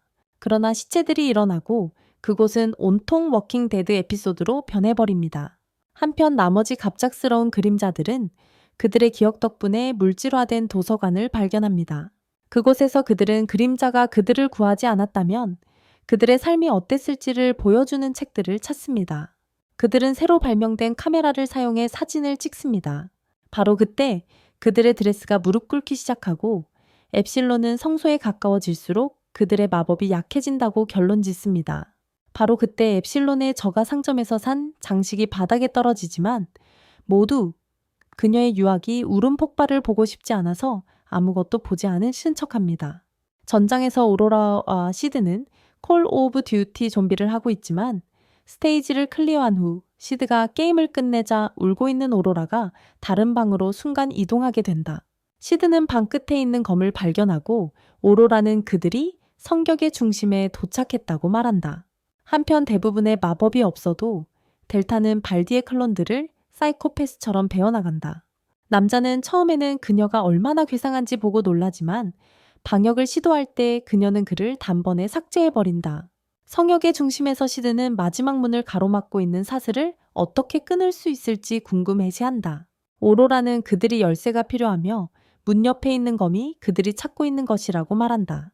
시드는 검을 뽑아보려 하지만 영웅의 직계 후손만이 뽑을 수 있기 때문에 제자리에 고정되어 있다. 다른 선택지가 없던 그들은 검 옆에 앉아 플로신들이 누군가를 보내주기를 기다린다. 한편 델타는 클론들을 계속해서 게임 끝내고 있다. 결국 그녀는 기억을 깨뜨리는 데 성공하고 그로 인해 알파가 발디를 몰아넣을 수 있게 된다. 그 남자는 올리비에의 동상이 뒤에 있는 것을 발견한다. 그는 영웅에게 이 침입자들과 싸우라고 부르고 살점에 상처가 나타나 그들과 싸운다. 바로 그때 엡실론이 도착해 알파에게 충분한 정보를 모았으니 떠나도 된다고 말한다. 이 말을 듣고 섀도우 가드는 물러나지만 알파는 발디에게 다시 돌아와 모든 성소의 방어를 뚫고 들어올 것이라고 말한다. 그리고 발디는 알파의 피를 이용해 더 많은 센자콩을 만들 수 있다고 혼잣말을 한다. 그때 성소의 중앙방에 침입자가 들어왔다는 경고를 받는다. 한편 오로라, 타우라와 시드는 너무 심심해서 바닥에 틱택토를 하기 시작한다. 시드는 핵심을 파괴하면 어떻게 될지 묻고 오로라는 이것이 단지 기억의 감옥이기 때문에 자신은 자유로워질 거라고 말한다. 시드는 주인공이 나타나 검을 뽑기를 기다리지만 발디가 올리비에와 함께 도착하자 나쁜 놈들이 먼저 와서 주인공을 막으려는 상황임을 깨닫는다. 그는 올리비에를 한 번 보고 거의 알파와 똑같이 생겼다는 것을 알아차리지만 별 생각은 하지 않는다. 발디는 올리비에를 보내 침입자들을 처리하게 하고 오로라도 영웅에게는 힘이 부족해 두려워한다. 그녀는 시드에게 도망가라고 말하지만 그는 듣지 않고 그녀와 싸운다. 맞고 베었음에도 시드는 전혀 아파하지 않는 듯 보이며 발디에게 왜 올리비에가 그녀의 질문에 대답하지 않는지 묻는다. 오로라는 시드가 한 번만 잘못 움직여도 죽을 거라 생각하며 그만두라고 애원하지만 그는 칼을 빼지 않으면 영원히 감옥에 갇힐 거라고 주장한다. 오로라는 그가 이미 그녀에게 놀라운 새 기억을 줬으니 더 이상 할 필요 없다고 말한다. 그녀는 심지어 시드의 안전을 조건으로 컬트와 협력하기로 동의하지만 그는 계속 도발하다가 올리비에에게 그의 생명 구독을 해제하라고 명령한다. 올리비에는 칼로 그를 찌르지만 그는 그녀의 목살을 물어뜯고 너무 세게 조여 그녀의 몸이 산산조각 난다. 엘프 악당이 사라지자 시드는 발디에게 다가가지만 발디는 자비를 구한다. 하지만 이것은 모두 시드를 방심하게 하고 올리비에의 여러 복제본을 소환하기 위한 속임수였다. 그는 한 번 휘둘러 모두 산산조각 낸다. 발디는 자신이 성소의 핵심에서 마법을 쓸 수 있다는 걸 믿지 못하고 시드는 그가 이걸 알아냈다고 애매하게 말한다. 그 남자는 자신과 싸우기 위해 더 많은 올리비에를 소환하지만 시드는 마침내 자신의 모든 힘을 발휘해 그곳을 초토화시킨다. 이전과 마찬가지로 거대한 폭발이 일어나 성소를 파괴하고 시드는 디아블로스의 팔이 사슬에서 풀려나는 환상을 본다. 나중에 그는 근처 숲에서 오로라의 무릎 위에서 깨어나고 오로라는 자신이 곧 사라질 것이라고 밝힌다. 그녀는 단지 기억일 뿐이라고 한다. 그녀는 오랫동안 외로웠기 때문에 그를 유인한 사람이 자신임을 고백하고 지금은 타노스에게 스냅당하는 중이지만 이 경험을 영원히 기억할 것이라고 말한다. 그녀는 그가 진짜 자신을 찾을 경우를 대비해 무언가를 전하고 싶어 하지만 말을 끝내기도 전에 몸이 사라진다. 한편 알렉시아 로즈 그리고 아직 나츠메로 변장한 베다는 성소를 떠난다. 알렉시아와 로즈는 이 거대 조직들에 대해 얼마나 무력한지 그리고 누가 옳고 그른지조차 알 수 없다는 점에 대해 한탄한다. 그들은 진실을 알기 위해 인맥을 활용하고자 하며 나츠메에게도 도움을 요청한다. 초반의 망설임 끝에 두 사람은 함께 힘을 합쳐 더 깊이 파고들어 진실을 밝히기로 한다. 나중에 알파는 엡실론과 만나고 그들은 시드의 핵 폭발 이후 성격과 성검이 어떻게 증발했는지에 대해 이야기합니다.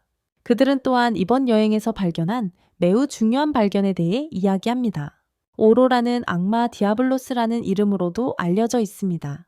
한편 감마는 마들리드시에서 부동산 중개인과 만나고 그 중개인은 그녀에게 주요 건물 중 하나를 사달라고 간청합니다.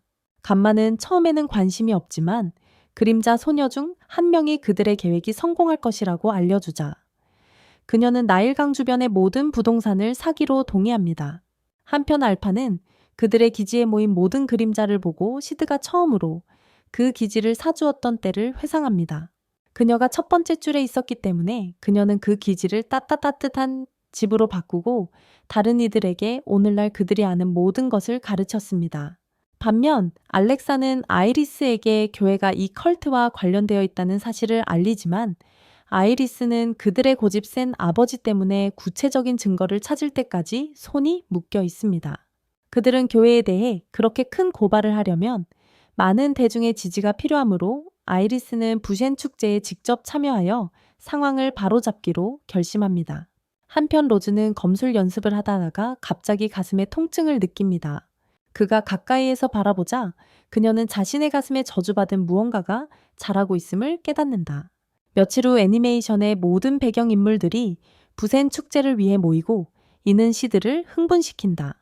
그는 약해 보이게 축제에 참석한 후 자신보다 더 강해 보이는 상대를 이기며 사람들을 놀라게 할 계획이다. 나중에 그는 간마를 방문해 자신을 변장시켜 약해 보이게 축제에 들어가게 해달라고 한다. 간마는 그의 얼굴에 마법제를 바르고 기계를 사용해 그의 얼굴을 완전히 바꿔 마이 히어로의 저예산의자와처럼 보이게 만든다. 시드는 또한 자세와 목소리를 바꿔 더 무기력하게 보이도록 하고 축제를 준비한다. 나중에 몇몇 지역 주민들이 고대 여신을 소환한 후 인기를 얻은 아나로스를 거리에서 발견한다. 아나로스는 길에서 시드를 만나 그가 약하고 한심해 보이니 축제에 참여하지 말라고 한다. 시드는 그녀에게서 멀어지며 만족한다. 이는 그의 변장이 완벽하게 작동한다는 것을 의미하기 때문이다. 하지만 그는 가는 길에 아나로스의 온리팬스 구독자를 만나 그의 디스코드 키튼을 무시했다며 괴롭히기 시작한다. 수많은 방법으로 상대를 끝낼 수 있음에도 시드는 그냥 맞기만 한다.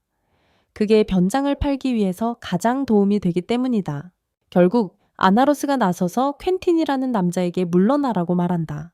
그가 떠난 후 그녀는 시드가 진짜 토너먼트가 어떤지 맛보게 해서 미리 포기하게 만들고 싶다고 설명한다.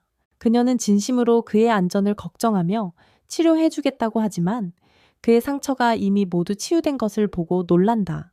겉으로 보이는 것 이상이 있음을 깨달은 그녀는 시드에게 이름을 알려달라고 하고 시드는 평범한 남자라는 가명을 선택한다.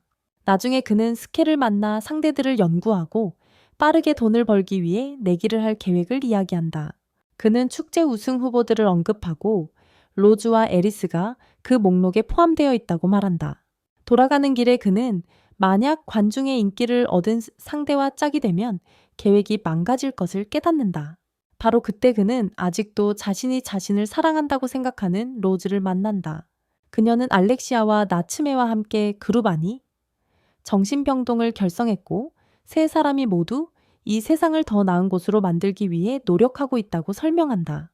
그녀는 깊은 한숨을 내쉬며 아빠가 아스햇이라는 남자와 결혼하길 원한다고 고백하고 아스햇의 아내로 알려지는 것보다 처녀로 죽는 게 낫다고 말합니다. 사실 주부가 되는 생각만 해도 그녀는 구역질이 나는데 그녀는 존경받는 검사가 되고 싶어 합니다. 그녀는 시드의 존재에서 위안을 찾지만 그 남자는 대신 징거버거를 제공하고 그로 인해 그녀는 somehow 행복해집니다. 나중에 스켈은 거리의 싸움을 지켜보며 각 참가자를 분석하고 그에 따라 내기를 합니다. 계산을 하던 중 그는 길단이라는 빛나는 갑옷을 입은 남자를 만나고 그에게 힘의 레벨 개념을 소개받습니다. 근육질의 남자와 평범한 남자인 시드의 다음 싸움을 관찰하면서 길단은 후자가 처참하게 당할 것이라고 의심합니다. 그는 이 싸움은 순식간에 끝날 것이라고 말하고 실제로 그렇게 되지만 결과는 그가 예측한 것과 정반대입니다. 링에서 일어난 일을 본 사람은 단 한 명도 없지만 안나 로즈는 그에게 점점 더 의심을 품고 있습니다. 길단은 결과를 알고 있었고 스켈에게 교훈을 주기 위해 연기한 것처럼 가장합니다. 그는 또한 평범한 남자가 내일 자신과 싸울 것이라고 밝히고 스켈에게 모든 돈을 그에게 걸라고 암시합니다. 다음날 스켈이 거칠게 그의 문을 두드리고 시드가 열자 로즈가 약혼자 아샷을 찔렀고 숨었다고 밝힌다. 한편 나츠메로 변장한 베타는 알렉시아에게 로즈의 약혼자가 오리안나 왕국 공작의 아들이었으며 이 살인이 두 나라 관계를 해칠 수 있다고 말한다. 그녀는 오리안나가 먼저 로즈를 찾으면 가혹한 처벌을 받을까 걱정하며 알렉시아는 먼저 로즈의 입장을 듣고 싶어 한다. 나츠메는 로즈가 그들이 개입하는 걸 원치 않았으니 이성적으로 행동하자고 제안하지만 알렉시아는 그들이 맹세한 동맹이라 그녀를 버릴 수 없다고 말한다. 그녀가 떠난 후 베타는 한 여자에게 정보를 흘려 자신이 위험에 빠지지 않도록 하라고 지시한다. 또한 로즈의 행방을 묻고 그녀가 하수구에서 목격되었으며 가슴에 심한 통증을 호소했다고 듣는다. 한편 부심포 축제는 계속되고 시드는 무대 뒤로 향하다가 몸에서 엘프 냄새가 나는 여자를 만난다. 그녀는 얼굴을 드러내며 엘프를 아느냐고 묻지만 시드는 알파와 관련이 있다는 걸 분명히 알면서도 모른다고 답한다. 그 여자는 그의 거짓말을 간파하고 재빨리 공격하자 시드는 그녀를 속이기 위해 약한 척한다. 마침내 그녀를 속이는데 성공하자 여자는 자신을 비트릭스라고 소개하고 사과한 뒤 떠난다. 동시에 퀸티는 관중석에서 아나로스를 만나고 두 사람은 먼데인맨에 대해 뭔가 수상하다고 동의한다. 그들은 그가 어제 참가한 경기 이야기를 나누고 아나로스는 그의 움직임을 볼 수는 없었지만 상대가 넘어지기 직전에 시드의 오른손이 움직이는 것을 보았다. 바로 그때 길단이 무대에 등장하고 아나로스는 그가 100% 이길 자신이 없으면 절대 경기에 참가하지 않는 무패의 전사라고 말한다. 곧이어 먼데인맨도 들어오고 그들의 싸움이 시작된다. 길단은 즉시 목을 노리지만 시드는 그의 공격을 너무 빠르게 피해서 관중은 실제로 무슨 일이 일어났는지 보지 못한다. 퀸티는 무슨 일이 일어난 건지 이해하지 못하지만 아나로스는 시드가 공격을 피하기 위해 적절한 순간에 목을 비틀었다고 말하며 그들이 우연이라고 생각하게 만든다. 시드가 아무렇지도 않게 서 있는 동안 길단은 무시당했다고 느끼고 그의 진정한 힘을 발휘하여 관중을 놀라게 한다. 하지만 이전과 마찬가지로 시드는 뭔가를 하고 관중이 아무것도 보지 못한 채 그를 물리친다. 다시 한번 로즈는 시드가 마지막 순간에 재채기를 해서 길단이 그의 검에 부딪힌다고 주장하지만 퀸티는 그녀가 정신을 잃었다고 생각하고 실망하여 경기장을 떠난다. 한편 보고서와는 달리 아샤트는 살아있고 건강하지만 로즈는 여전히 그의 살인 혐의를 받고 있다. 이 일은 자연스럽게 에리스를 화나게 하지만 아샤트가 로즈의 아버지인 오리아나 왕을 세뇌했기 때문에 그녀는 절차를 따라야 한다. 다음날 먼데인 맨은 공격하지 않고 퀸틴을 이기고 다음 라운드에 진출한다. 하지만 그의 다음 상대는 아나로스라서 그녀를 이기기 위해 다른 전략을 써야 한다. 돌아가는 길에 그는 아나로스를 만나 경고를 받는데 자신이 다른 상대들처럼 그녀를 이길 수 없다고 말한다. 하지만 시드는 가렛 앞에서 로칼리처럼 무게추를 떨어뜨리며 자신이 지금까지 자신을 억제해왔다고 말해 그녀를 놀라게 한다. 한편 로즈는 경비병들에게 쫓기며 터널로 도망치지만 그들을 다치게 하지 않고 빠져나간다. 다음날 시드는 부샨 축제에서 자신의 극적인 힘 공개를 상상하려 애쓰던 중 스케리 문 앞에 나타나 빠른 돈벌이 계획을 제안하는데 그 계획은 로즈를 현상금으로 넘기는 것이다. 처음에는 관심 없던 시드는 여동생 클레어가 방문하는 것을 보고 그녀를 피하기 위해 스켈과 함께 가기로 결심한다. 로즈가 도망자 신세가 되었다는 소식이 퍼지자 시드는 그녀가 왜 약혼자를 찔렀는지 궁금해한다. 도시를 헤매던 중 그는 피아노 연주를 듣고 그 음악을 알아챈다. 과거를 회상하며 그는 피아노를 배우도록 강요받았던 기억을 떠올린다. 하지만 나중에 알게 된 것은 그것이 노멀들과 이야기하는 것을 피하는 무료 카드라는 것을 깨달았을 때부터였다. 게다가 피아노가 자신의 그림자 스타일에 맞는다는 것을 깨닫고 자신만의 전투에 배경음악을 줄 수 있다는 사실에 멋지다고 느꼈다. 그는 조사와 연구를 통해 이프실로니, 시드가 무심코 가르쳐준 음악을 이용해 유명한 작곡가가 된 피아니스트임을 알게 된다. 나중에 그녀는 시드의 수업에서 좋아하는 곡인 별표 달빛 소나타, 아스테리스크 문나이트 소나타를 연주했다고 확인한다. 시드는 그녀가 자신의 가르침을 표절했음을 깨달았지만 그녀가 그것을 즐기고 있다는 것에 만족한다.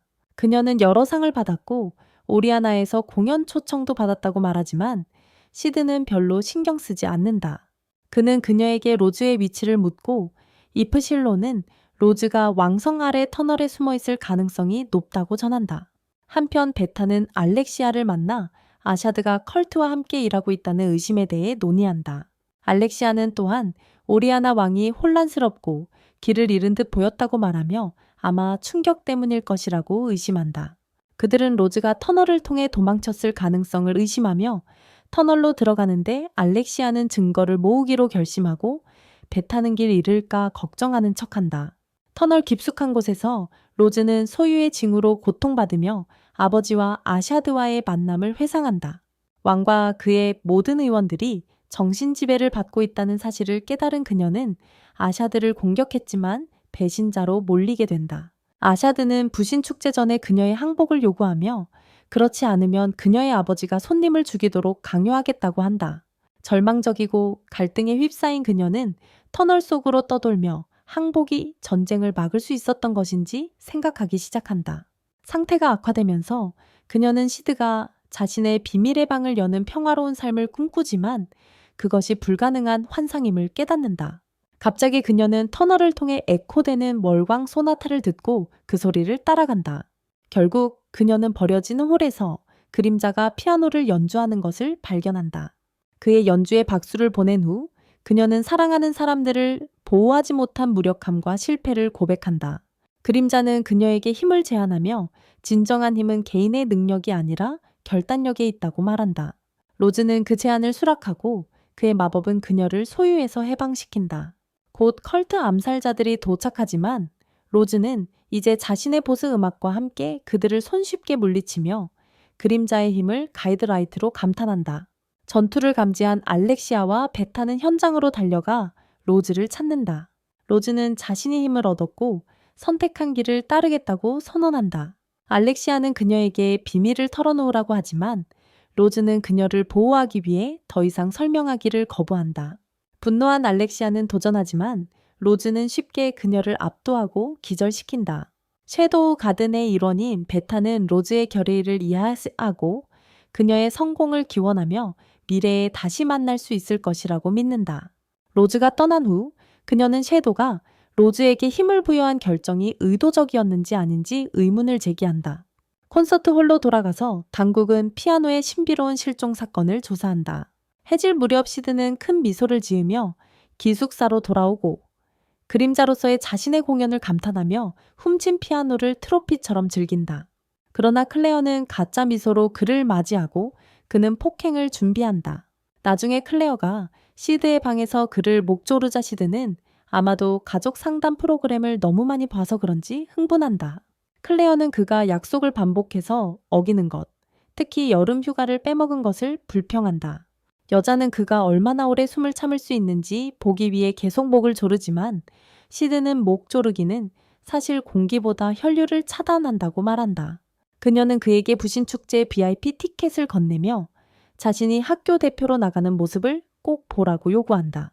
한편 알렉시아는 나츠메의 옛 집을 다시 찾지만 그녀가 연구를 위해 해외로 떠난 것을 알게 된다. 남겨진 것은 오리아나 왕국과 교회, 그리고 사업체들 간의 관계를 상세히 담은 서류 더미뿐이다. 짜증이 난 알렉시아는 동정을 거부하며 칼을 꽉 쥐고 불꽃놀이가 부신 축제의 다음 날을 알린다. 경기장에서 시드는 VIP 좌석에 도착하고 클레어의 오빠임을 알아보는 아이리스 옆에 앉게 되어 놀란다. 아이리스는 졸업 후 클레어를 자신의 야간 조직에 영입하려는 의도를 설명하며 제논 사건에 대해 사과하고 시드는 자신의 배경인물 역할을 깨뜨리는 것에 불안해한다.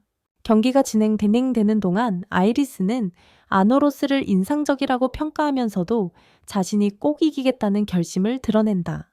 시드는 또 다른 파이터인 먼데인 맨이 강력한 경쟁자라고 제안하지만 디디갱은 그를 단지 빠르고 운이 좋은 선수로 치부한다. 이로 인해 시드는 속으로 혼란스러워 하는데 이는 먼데인의 명성을 키우려는 그의 계획이 성공하고 있다는 뜻이다. 아이리스는 또한 신비로운 엘프 첫 부신 축제 챔피언에 대해 언급하는데 그 정체는 나중에 베아트릭스로 밝혀진다. 시드는 그녀를 알아보지만 그녀의 명성은 모른다. 시드는 경기장을 떠나면서 강한 존재감을 느끼지만 자신의 배경 인물 연기를 유지한다. 베아트릭스가 나타나 햄버거 가방을 들고 장난스럽게 그가 자신을 무시한다고 꾸짖는다. 그녀는 자신과 닮은 엘프를 본 적 있냐고 묻고 그는 정체를 숨기기 위해 또 거짓말을 한다. 그들은 잠시 햄버거를 나누며 친근한 시간을 보내고 헤어진다.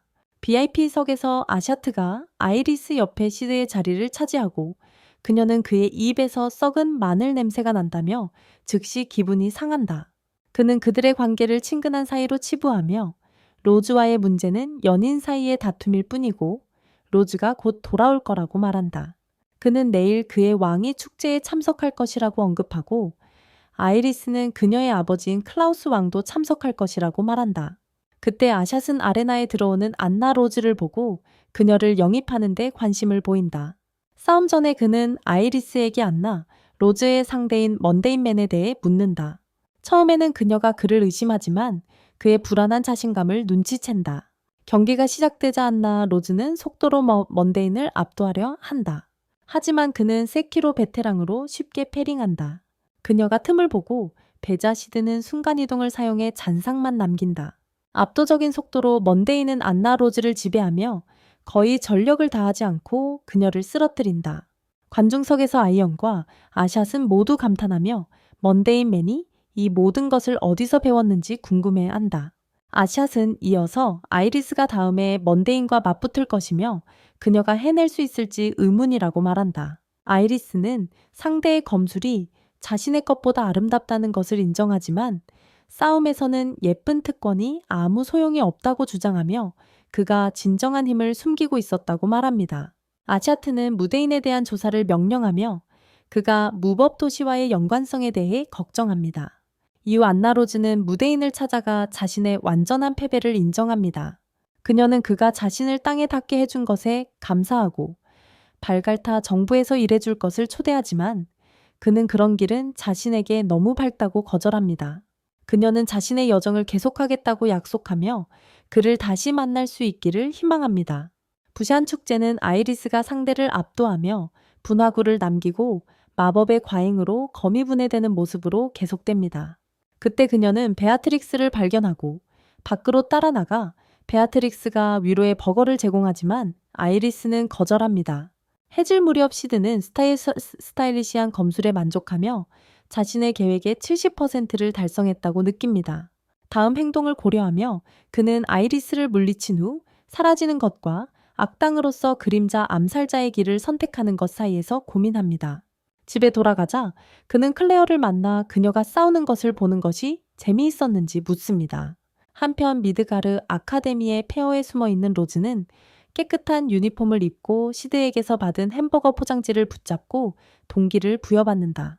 부서진 거울을 바라보며 그녀는 다음 행동을 결심한다.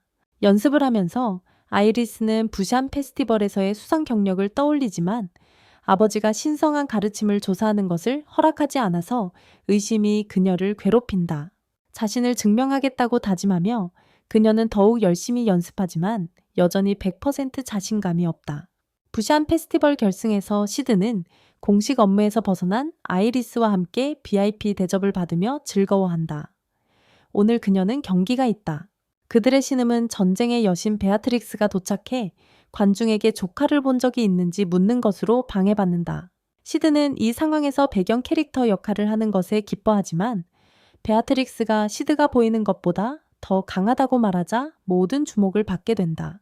한편 아샤트는 오리안나 왕을 약물로 제압하고 의심을 피하기 위해 향기를 가린다.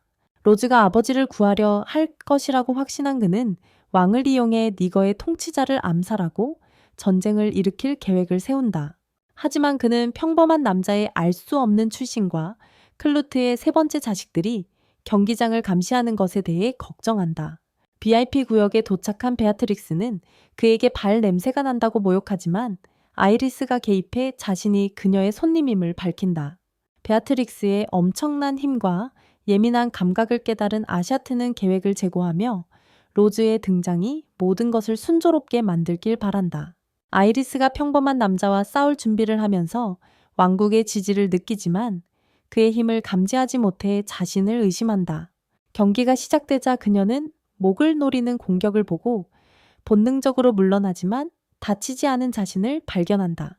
그때 시드의 기술이 그녀의 인식을 조작한다는 것을 깨닫고 전력을 다해 돌진하지만 평범한 남자는 검도 뽑지 않았음을 증명한다.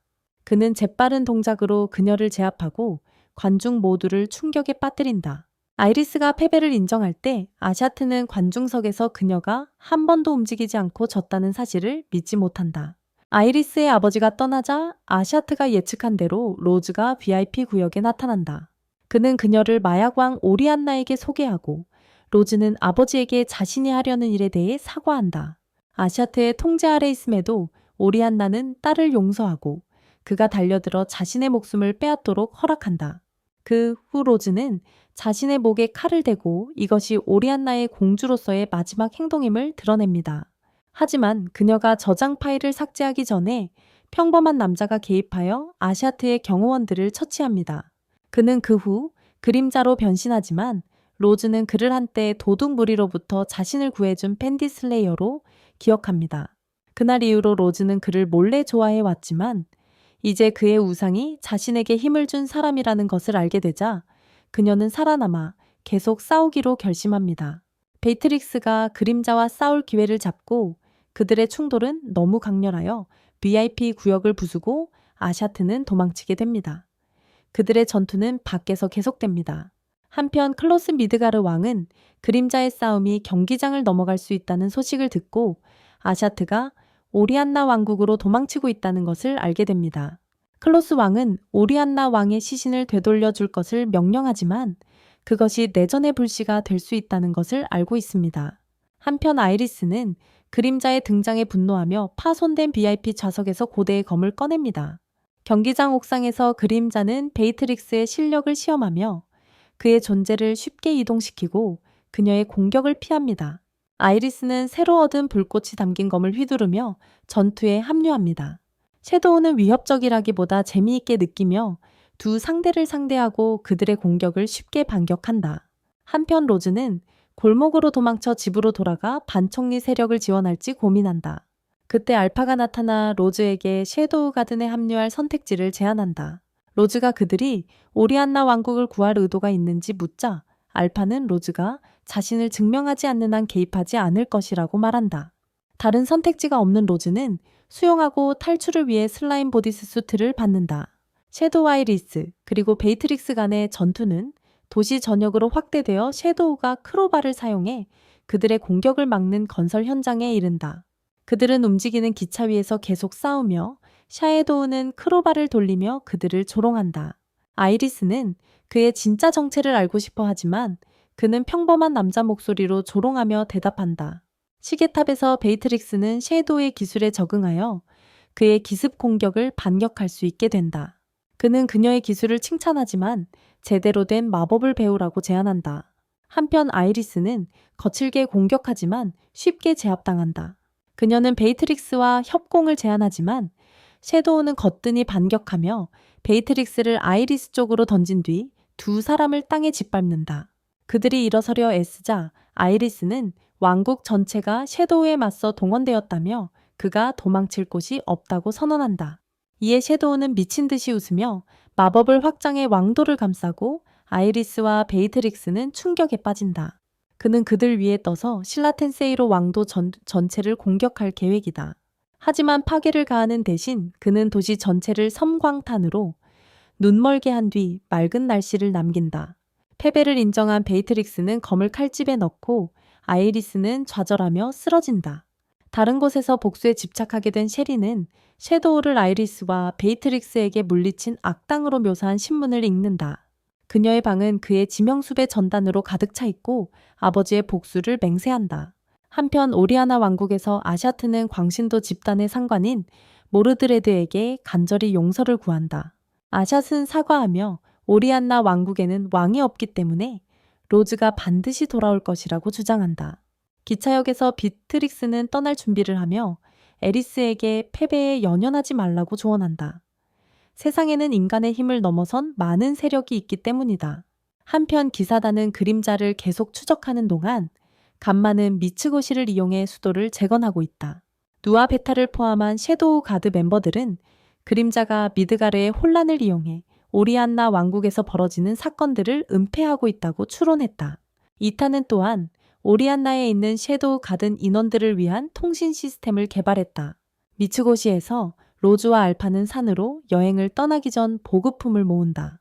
로즈는 그림자가 한때 안개용과 싸워 이겼으며 그 지역의 지배자라는 칭호를 얻었다는 사실에 놀란다.